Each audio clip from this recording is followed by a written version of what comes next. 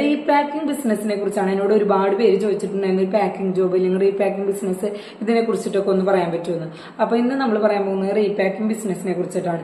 ആദ്യം തന്നെ എന്താണ് ഈ റീപാക്കിംഗ് എന്ന് പറഞ്ഞുതരാം. അതായത് നമ്മൾ ഹോൾസെയിൽ ഡീലേഴ്സിന്റെ കയ്യിൽ നിന്ന് പ്രൊഡക്റ്റ് വാങ്ങി നമ്മളത് ചെറിയ ചെറിയ പാക്കറ്റുകളിലാക്കി സെയിൽ ചെയ്യുന്നതിനെയാണ് റീപാക്കിംഗ് എന്ന് പറയുന്നത്. അതായത് മാനുഫാക്ചറിങ് ചെയ്യുന്നത് വേറെ ആൾക്കാരായിരിക്കും, നമ്മൾ ആ ഉണ്ടാക്കുന്ന ആൾക്കാരുടെ കയ്യിൽ നിന്ന് നമ്മൾ ആ പ്രൊഡക്റ്റ് വാങ്ങി നമ്മൾ സെയിൽ ചെയ്യുന്നതിനെയാണ് റീപാക്കിംഗ് എന്ന് പറയുന്നത്. പിന്നെ എപ്പോഴും നമ്മൾ റീപാക്കിംഗ് ബിസിനസ് ചെയ്യാൻ ഉദ്ദേശിക്കുകയാണെങ്കിൽ അതിനൊരു പ്രോഡക്റ്റ് സെലക്ട് ചെയ്യുകയാണെങ്കിൽ അത് ഏറ്റവും കൂടുതൽ ശ്രദ്ധിക്കേണ്ട കാര്യമാണ് ഈ പ്രോഡക്റ്റ് സെലക്ഷൻ.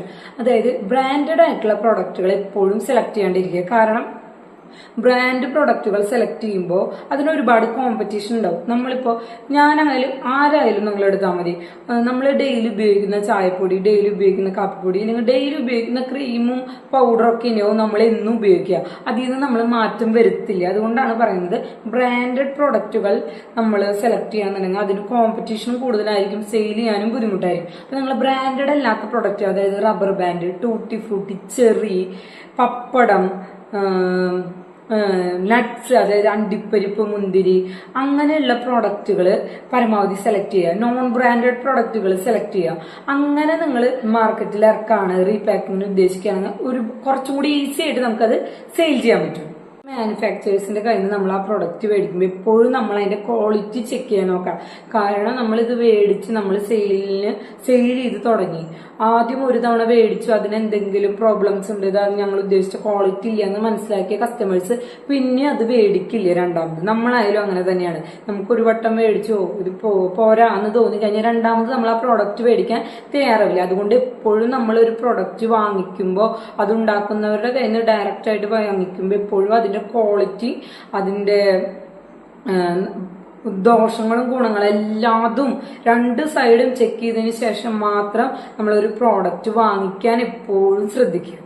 പിന്നെ മാനുഫാക്ചേഴ്സിന്റെ കയ്യിൽ നിന്ന് ഒരു പ്രൊഡക്റ്റ് മേടിക്കുമ്പോൾ അതിന്റെ ബില്ലും കൂടി നമ്മൾ എപ്പോഴും സൂക്ഷിക്കാൻ കയ്യിൽ വെക്കുക. കാരണം ഇത് സെയിൽ ചെയ്യുന്നത് നമ്മളാണ്, അതായത് റീറ്റെയിൽ ആയിട്ട് സെയിൽ ചെയ്യുന്നത് നമ്മളാണ്. അപ്പൊ എന്തെങ്കിലും ഇഷ്യൂസോ കംപ്ലൈൻസോ ഒക്കെ ഈ പ്രോഡക്റ്റിന് വരാണെന്നുണ്ടെങ്കിൽ നമ്മളല്ല ഇത് മാനുഫാക്ചർ ചെയ്യണേന്ന് നമുക്ക് നമ്മുടെ കയ്യിൽ ഒരു പ്രൂഫായിട്ട് എപ്പോഴും നമ്മുടെ കയ്യിൽ ഉണ്ടാവും. ആ ഒരു ബില്ലായിരിക്കും, നമ്മൾ അവരുടെ കയ്യിൽ നിന്ന് മേടിച്ചിട്ടുള്ള ബില്ലായിരിക്കും. അപ്പൊ എപ്പോഴും നിങ്ങൾ ആ ബില്ല് കയ്യിൽ സൂക്ഷിക്കാൻ വേണ്ടി ശ്രദ്ധിക്കുക.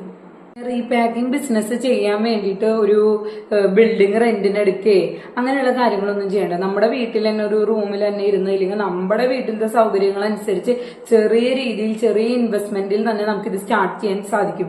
പലരുടെ ഒരു തെറ്റിദ്ധാരണയാണ് ഇതിനൊരു ബിൽഡിംഗ് റെന്റിന് എടുക്കണം എന്നാലാണ് ഈ ബിസിനസ് ചെയ്യാൻ സാധിക്കുള്ളൂ എന്ന്. ഒരിക്കലും അല്ല.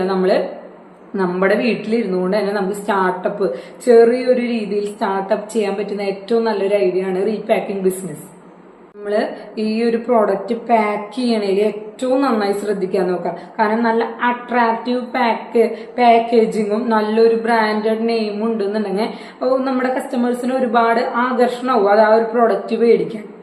അപ്പോൾ അതിന്റെ പാക്കേജിങ് നിങ്ങൾ നല്ല രീതിയിൽ, നല്ല ക്വാളിറ്റിയിലും നല്ല അട്രാക്റ്റീവ് ആയിട്ടുള്ള രീതിയിലും അതിന്റെ പാക്കേജിങ് ചെയ്യാൻ നിങ്ങൾ ശ്രദ്ധിക്കുക. പിന്നെ ഇതിന് വേണ്ട ഇപ്പൊ നിങ്ങളുടെ പ്രോഡക്റ്റ് എന്താണെങ്കിലും ഒരു ബോക്സ് ആണെങ്കിലും പ്ലാസ്റ്റിക് ബോട്ടിൽസ് ആണ്, ഇതൊക്കെ നമുക്ക് ഇന്ത്യ മാർട്ട് പോലത്തെ ആപ്പില് ഹോൾസെയിൽ ഡീലേഴ്സിന്റെ കയ്യിൽ നിന്ന് നമുക്ക് കിട്ടും. അപ്പൊ നിങ്ങൾക്ക് ഏറ്റവും നല്ല ക്വാളിറ്റി, വില കുറഞ്ഞതുമായ, അതായത് നല്ല ക്വാളിറ്റിയുമാണ് വില കുറവുമായ ഹോൾസെയിൽ ഡീലേഴ്സിനെ നിങ്ങൾക്ക് ഇന്ത്യ മാർട്ട് പോലത്തെ ആപ്പിൽ കാണാൻ പറ്റും. അവരായിട്ട് കണക്ട് ചെയ്യുകയാണെന്നുണ്ടെങ്കിൽ നിങ്ങൾക്ക് കുറച്ചും കൂടി എളുപ്പത്തിൽ ഇതേപോലത്തെ നല്ല ക്വാളിറ്റിയിലും എന്ന വില കുറഞ്ഞതുമായ പാക്കേജിങ് ബോക്സുകളും ബോട്ടിലുകളും ഒക്കെ കിട്ടും. അപ്പൊ നിങ്ങൾ അതും കൂടി ഒന്ന് ഇങ്ങനെ റീപാക്കിംഗ് ചെയ്യാൻ ഉദ്ദേശിക്കുന്നവരാണെന്നുണ്ടെങ്കിൽ ഇതും കൂടി മനസ്സിൽ വെക്കുക. കാരണം നമുക്കിപ്പോൾ ഓൺലൈൻ ത്രൂ ഒരുപാട് മാർക്കറ്റിംഗ് അവൈലബിൾ ആയിട്ടുണ്ട്. അപ്പൊ അതും കൂടി നിങ്ങളൊന്ന് മനസ്സിലാക്കിയിട്ട് നിങ്ങൾ റീപാക്കിങ്ങിലേക്ക് ഇറങ്ങാം.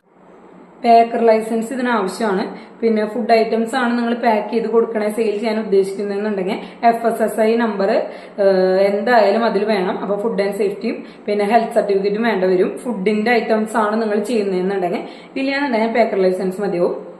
അപ്പോൾ നിങ്ങൾ എല്ലാതും ഇത് മനസ്സിൽ വെച്ചതിന് ശേഷം മാത്രം നിങ്ങൾ ഈ ഓരോരോ പോയിന്റ്സും റീപാക്കിംഗ് ചെയ്യാൻ ഉദ്ദേശിക്കുന്നവരാണെന്നുണ്ടെങ്കിൽ ഇത് ഓരോ പോയിന്റ്സും നിങ്ങൾ മിസ്സാവാണ്ട് ഇത് സ്റ്റാർട്ട് ചെയ്യാൻ ശ്രദ്ധിക്കുക.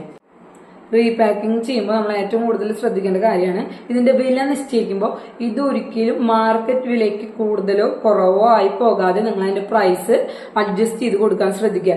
ഇല്ലാന്നുണ്ടെങ്കിൽ നമ്മൾ ഒരുപാട് വില കൂട്ടി കൊടുത്താലും ആൾക്കാർ അത് മേടിക്കാൻ ബുദ്ധിമുട്ടായിരിക്കും. എന്നാൽ ഒരുപാട് വില കുറച്ച് കൊടുത്താലും ഇതിന്റെ ക്വാളിറ്റിയിൽ എന്തെങ്കിലും കുഴപ്പമുണ്ടോ എന്ന് ചിന്തിക്കുന്ന ആൾക്കാരുണ്ട്. അപ്പൊ എന്തുകൊണ്ടും വില പ്രൈസ് നിങ്ങൾ തീരുമാനിക്കുമ്പോൾ ഒരു മിനിമം ബാലൻസിങ്ങിൽ നമ്മുടെ മാർക്കറ്റിംഗ് റേറ്റിനോട് ഈക്വൽ ആയിട്ട് പോകുന്ന ഒരു റേറ്റിൽ നിന്ന് മാത്രം നിങ്ങൾ ആ പ്രോഡക്റ്റ് സെയിൽ ചെയ്യാൻ ഉദ്ദേശിക്കുക.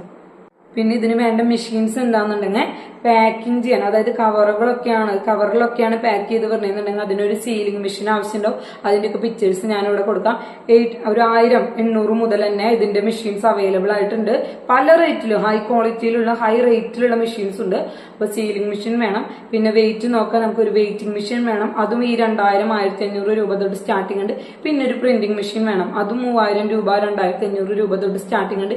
ഈ 3 മെഷീനും ഉണ്ടെന്നുണ്ടെങ്കിൽ നമുക്ക് റീപാക്കിംഗ് ബിസിനസ് വീട്ടിലിരുന്നു കൊണ്ട് തന്നെ സ്റ്റാർട്ട് ചെയ്യാം. അപ്പൊ നിങ്ങൾക്ക് എല്ലാവർക്കും ഇന്നത്തെ വീഡിയോ യൂസ്ഫുൾ ആയെന്ന് വിചാരിക്കുന്നു. അതുപോലെ തന്നെ നമ്മുടെ ഇതുപോലത്തെ വീഡിയോസിന് വേണ്ടി നമ്മുടെ ചാനലിൽ നിന്ന് സബ്സ്ക്രൈബ് ചെയ്യാനും മറ്റുള്ളവർക്ക് ഷെയർ ചെയ്യാനും നിങ്ങൾ മറക്കരുത്.